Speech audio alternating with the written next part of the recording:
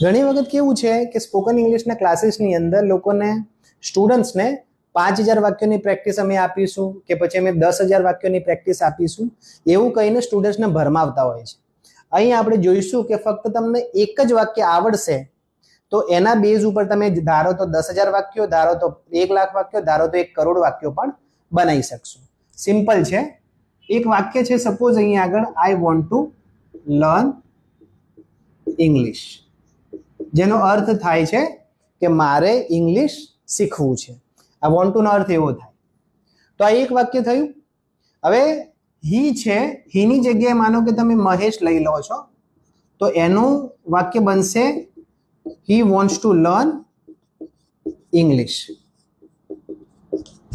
અને શીની જગ્યાએ તમે માનો કે મીના લઈ લો છો તો એનું પણ બનશે Meena wants to learn English. એટલે આપણે 3 વાક્યો થયા.